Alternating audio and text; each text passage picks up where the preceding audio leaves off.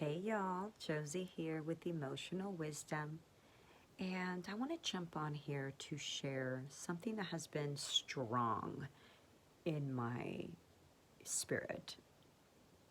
It's been strong in just what I've been attracting, and I feel obviously I'm getting the sign that I need to elaborate on this. And this is in terms of generational bond and generational traumas and so forth. But there's this idea that we still do, especially you strong mothers. We believe that crying is a weakness, that crying is embarrassing. We've been taught that it's embarrassing and something to be shameful. And somehow, mothers, parents believe that the less they get emotional in front of their child, the better is going to be for their child, as if they're protecting their child of pain.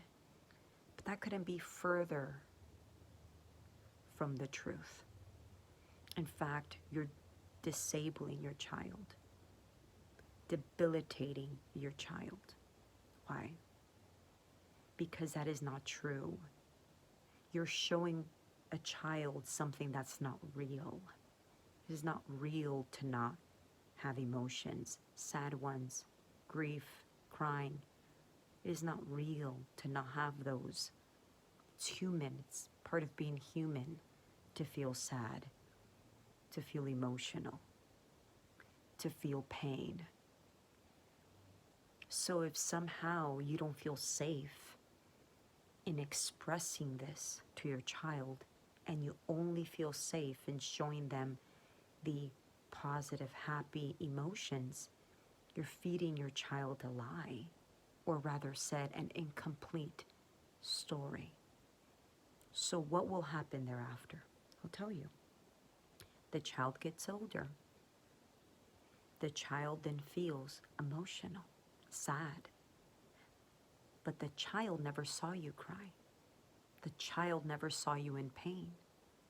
Therefore, the child then feels scared to show you emotions when they're older, because something must be wrong with me. Why am I sad? Why is there an emptiness inside of me? Why do I feel grief? So then the child is shaming themselves because they believe that something's wrong with them, because no one ever showed the child an emotional reaction. That child never received mirroring in terms of emotions, all emotions for that matter, possibly only positive ones, happy emotions, but not the sad ones, not the negative ones people call as negative. So that child grows up with a distorted perception of emotions. Only the good ones are good and healthy. The bad ones are abnormal. Something's wrong with me. I'm bad.